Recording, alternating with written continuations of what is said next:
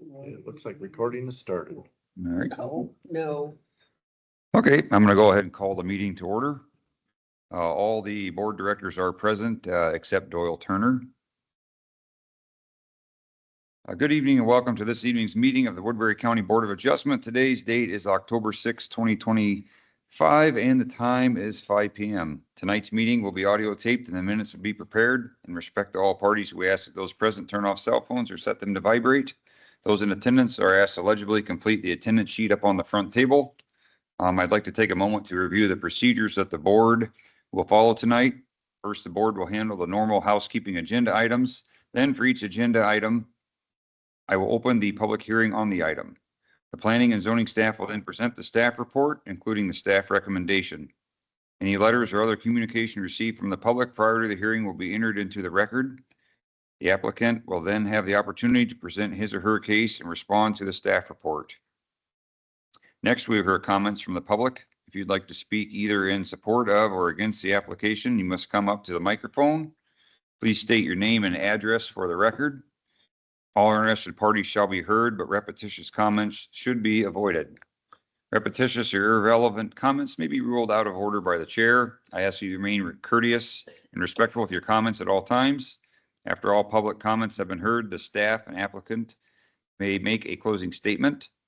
The hearing shall then be closed by motion and vote. Thereafter, no further comments from the staff, public, or applicant may be heard unless asked for by the board.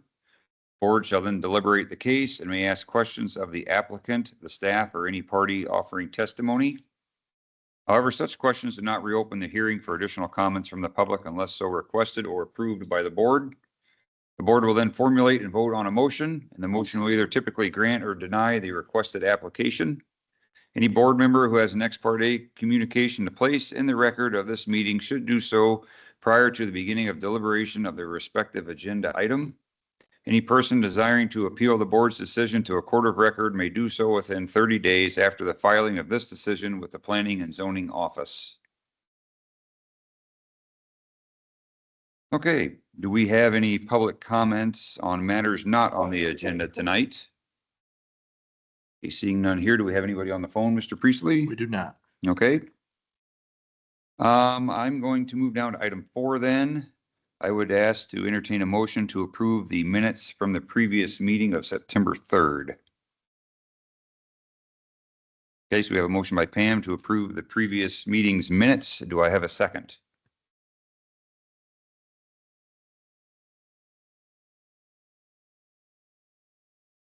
All those in favor say aye. Aye. All opposed, same sign. Okay, that motion carries. Okay, I'm going to move down to item 5. The public hearing on this item is now open. And I'm going to ask Mr. Priestley to please read the staff report into the record. Okay, yes, for this public hearing, it's a consideration of a variance application from Kayla Struve Revocable Living Trust, who they've requested a reduction of the required setback as required in section 3.04 of the county zoning ordinance. Basically, we're dealing with a 100-foot setback, and they're just looking for a reduction to 90 foot, a 10-foot reduction, or greater or lesser reduction as necessary to accommodate the project. So kind of generally within a range of 1 to 15 feet on parcel number 884502400003. The property address is at 1661 Hancock Avenue, Mobile, Iowa. And the staff comment on this particular project is pretty straightforward and simple. It follows the general variance criteria, especially what the state legislature had in mind for the change in the variance. They simply want to update, kind of modernize the home there. And the 100-yard setback became a little bit more problematical just because you're dealing with 100 versus 90, 93. It's kind of we're doing a plus or minus kind of figure into this because you look at the front of the house, and I'll just go ahead and put Beacon up here to be a little bit more demonstration here. You look at where the house is located relative to Hancock Avenue, you notice that's a concrete area there. The right of way is much bigger than our typical 33, so you got about 40 in there. And when we draw the setback back to the house, you're dealing with anywhere from 93, 94. And so what we asked for is generally a range to be practical between 100 and 90, all the way back to 15. So they would have the ability to basically add on to the top corner of the house and kind of going square with where it is within the setback. So under a practical scenario there, you got to be at a 100-foot setback, and the house itself is inside of the setback because it was historically built out there years ago. And with that widened right of way, this is one of the most reasonable requests I think I've seen as far as the setback scenario being generally problematic. Because if you draw the 100 feet back, you notice that if this was a 33 setback, it would be basically right on. So it's just because of the widened right of way area. So after staff had reviewed everything and went through it, the staff recommendation is that it's a very reasonable request that the applicants put forward, and we do recommend approval. And I understand you're likely with the application. Okay. Okay, thank you for that, Dan. I guess, is there anyone here to speak on behalf of the application then? I'm assuming there is. Okay, could you please come up to the microphones? And Dan, are those off? Yeah, would you press those two buttons in front of you? Yeah, thanks. And then just name and address for the record, please. Brian Struve, 800 Page Place, Mobile, Iowa. Okay, and I guess, do you have anything you'd like to address the board on? I mean, basically, we're not going closer to the road. We're trying to go even with the house where it's existing and just put a 16 by 28 addition on right there. So, like I said, not closer to the road, just even with what's there. Okay, does any members of the board have any questions for him while he's up here? If I may, I just want to make one comment. I think this was very straightforward. We're not dealing with a setback. We're not, within 20 feet. We're out at the far end of, plus 85. And working with Kayla, the applicant, we put a range of flexibility on there. In other words, that's where we see the 1 to 15 feet because the house is so far back from the setback, and that would give them the ability to practically put the addition on and everything without much constraint. So we felt it was reasonable to word it that way that we did. And I just want the Board of Adjustment to understand that that's the request that was put in, to give them flexibility so they can simply proceed with their reasonable addition. And going through the criteria, this fit very well with what is kind of expected as a practical difficulty, I would say, with a variance. I don't see any issues of it being contrary to public interest. I think it's a practical difficulty for how they want to update the house there. It's not a de facto amendment of the ordinance. It's kind of the reason why we have a scenario here that we're just, we're almost 90% there in terms of making this happen. So staff is comfortable to recommend this.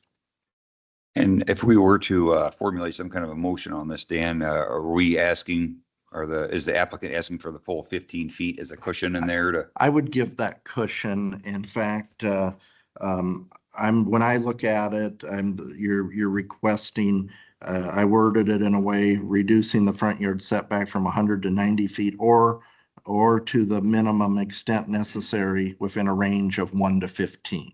So I think if we leave the 15 as the high point, that'll be flexible. And if you're going to the edge of the house, I mean, the practical sense is based on the site plans, you're just trying to match up to the house. Yep, So match. I think that's a real practical way to give them the flexibility. So if we were to formulate a motion on that, would we want to say we would be altering the Woodbury County zoning ordinance from 100 feet to a range of 90 to 85? Word it that way, or do we want to range that word at the 1 to 15? I would recommend approval of the variance, allowing them, because they presented a site plan and everything that we would look at. So I would basically use that wording. I'm just trying to find the page I had it on. Okay, page 6. Yeah, page 6 is kind of what I had suggested. Okay. No, that clears that up then. Okay. Anyone else have any questions from the board? Do you have anything else to add? I don't think so. Okay. All right, if not, I guess you could be seated. All right. Okay, and there's no one on the phone? No one on the phone. Okay, I guess I would go ahead and entertain a motion to, Close. yes, close the public hearing. Oh, before, I do need to enter one more thing into the record. Real quick, we had no comments of opposition. A neighbor did call up Darlo Jansen, and he basically just asked about the project in general, and he wanted to know that it wasn't up near the property lines or anything. So I just want to point out that he verbally just had an inquiry, and I was happy. It's always nice to hear from somebody of interest. So I just want to put that out there. Okay, well, thank you for that, Dan. So with that, I believe Tom made a motion to close the public hearing. Do I have a second? I'll second that. Okay, we have a second by Larry. All those in favor, is there any further discussion on that? Okay, seeing none, all those in favor say aye. Aye. Aye. All opposed, same sign. Okay, public hearing is now closed. I'll turn that over to you guys to discuss this amongst ourselves. Oh, sorry. I think we can, Not yet. Not quite yet. not quite yet. I think we can probably move to approve it. In my opinion. Absolutely. I think this is one of the, glaring easiest ones we've had in a long time, which is, why we're here for this particular instance. So, And I can read the motion if you want me to. okay, that was gonna be my next question. If somebody had a motion. I moved to approve the variance application by Kayla Struve, Revocable Living Trust for parcel number 884502400003 at 1661 Hancock Avenue, Mobile, Iowa, reducing the front yard setback from 100 feet to 90 feet or minimally within the 1 to 15 feet under section 3.04. Okay, Pam has made that motion. Is there any further discussion on that? Okay, seeing none, do we have a second? I'll second that motion. Okay, second by Larry. All those in favor, say aye. Aye. Aye. All opposed, same sign. Okay, that motion carries. Okay, thank you. It'll probably, just for the record for the applicants, it'll take us a couple days or so to do the paperwork. We'll let you know. I've got to meet with the chair to get the language signed, but once that gets signed, then we can work with you on getting the variance and the building permits, and you can be underway. So, We have to track it down. yeah. So. That won't be too hard to find. Thank you. Thank you. Thanks. Okay, I will move on to item 6. Do we have any public comments on matters not on the agenda? No. Seeing we don't have a full room tonight and no one on the phone, I will move on to item 7. Do we have a staff update? We do. I'm going to be very brief about something. The Iowa legislature passed legislation that affects elected officials and appointed officials, new ones that come in, that they have to take training on the sunshine laws.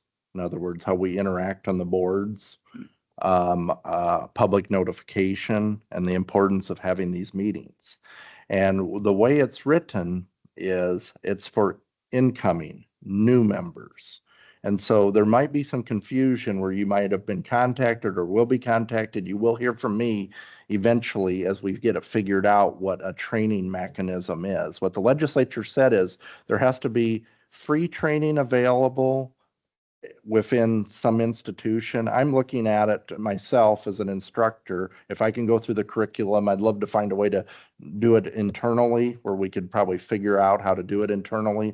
Otherwise, Iowa State has different items, but the concept is that within X amount of days of taking office, I think it's about 90 days or so, an individual has to take the training in order to retain the status on the board. Shockingly, if the training is not taken, there is punitive measures, including fines and things that could happen in order to keep everybody on the same page. This affects elected officials, appointed officials, et cetera. But anybody who's been appointed before, including if you assume a new term, when your term ends up, you're still technically grandfathered. It's for the new incoming person that has never served. It is highly encouraged by the legislature and the governor that existing members go ahead and take this training. It's going to be no more than 2 hours. It's a range between an hour and a half and 2 hours. They put a minimum on it, but they have curriculum that'll be in there. So just watch out for that information. You're not all on the hook as far as having to take it, but it might be nice to take it for informational purposes. I've just got to see what our options are to get it laid out, because there's different ways of looking at the curriculum now and different delivery systems now. But anybody that takes office in January, would say they're not a member of the board, they would be subject to that. But if reappointment occurs, then the individuals are okay as far as that. And another thing, as you know, we cycle every 5 years when the positions, basically, the supervisors have to reappoint or reappoint on a yearly basis to fill these 5-year terms. And you'll see right now the ads and things going on in the papers. I think the Record, the Advocate, and the Journal all have had publications in there. But right now we're in the open application stage for the open positions. But just want you to be aware of that information as well. I'll distribute any information that comes up with the email. What I would like to do is ask for you to receive this into the record. This is actually from the Iowa Public Information Board. It just describes what I talked about for the new members. So I'll just ask you to hand these out, and if they could, you do a motion and second to receive it. I motion to receive. Do I have a second? Second by Pam. Any further discussion? All those in favor say aye. Aye. All opposed, same sign. Okay. Okay, if you pass that down, and then Board of Supervisors tomorrow night, they're having public hearings over accessory dwelling units and public service garages for the ordinance. At 4:30, they'll have a series of 3 public hearings over the next 3 weeks. So that's kind of what's going on at the supervisor level. And that's all I have. Okay. Thank you for that brief, informative update, Mr. Priestley. Okay, I'll move down to item 8. Is there any board member comment or inquiry? Okay, seeing none, I would entertain a motion to adjourn. Okay, we have a motion by Pam to adjourn. Do I have a second? I will second that. I have a second by Larry. All those in favor say aye. Aye. Aye. All opposed, same sign. Okay, that motion carries. We're adjourned.